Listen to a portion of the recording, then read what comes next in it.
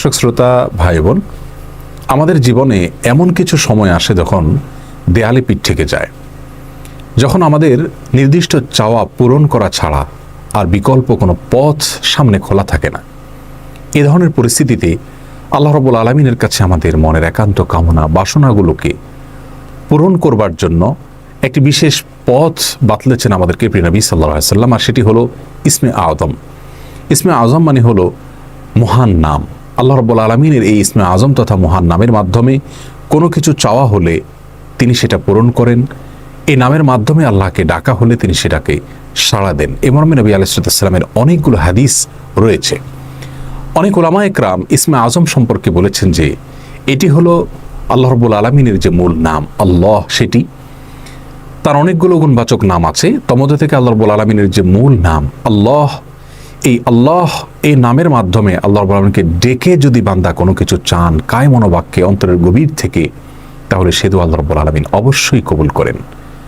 এজন্য কোনো কিছু আল্লাহ রাব্বুল আলামিনের কাছে চাওয়ার আগে যদি আল্লাহ বলে ডেকে ভালোবাসা থেকে, আস্থা থেকে, ভরসা থেকে, কায় মনোবাক্যে দীনতাহীনতার সাথে আল্লাহকে ডেকে যদি কেউ দোয়া করেন, তাহলে সে দোয়া আল্লাহ রাব্বুল আলামিন ফিরিয়ে দেন না।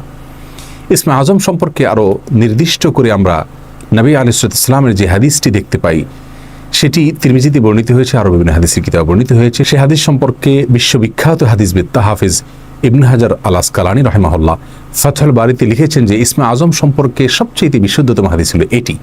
আর সেটি হলো এই যে বুরায়দা রাদিয়াল্লাহু আনহু বর্ণনা করেছেন, এক ব্যক্তি নামাজের মধ্যে একবার কিছু বাক্য বলে উঠলেন। নবী সাল্লাল্লাহু আলাইহি সাল্লাম তার কথাগুলো শুনলেন। তিনি বলে উঠলেন, আল্লাহুম্মা ইন্নী আসআলুকা বিআন্নী আশহাদু আন্নাকা আনতাল্লাহ লা ইলাহা ইল্লা আনত আল আহাদুস সামাদ আল্লাযী লাম ইয়ালিদ ওয়া লাম ইউলাদ ওয়া লাম ইয়াকুল লাহু কুফুয়ান আহাদ। তার মুখে এই বাক্যগুলো শুনে নবী আলাইহিস সালাম বলেছেন, নিশ্চয়ই এই লোকটি ইসমে আযম পাঠ করেছে। ইসমে আযমের মাধ্যমে আল্লাহ রাব্বুল আলামিনের কাছে কোনো কিছু চাওয়া হলে তিনি সেটা ফিরিয়ে দেন না।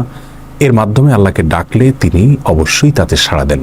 এই হাদিসের ভিত্তিতে অনেক মুহাদ্দিসিন ইকরাম বলেছেন এটি হলো সেই দোয়া যেটাকে ইসমে আযম বলা হয়, যার মাধ্যমে এটি পাঠ করার পর আল্লাহর কাছে কোনো কিছু পেশ করলে সেটাকে অবশ্যই আল্লাহ তাআলা পূরণ করেন। মনের যে কোনো ভালো আশা আল্লাহ তাআলা পূরণ করে থাকেন।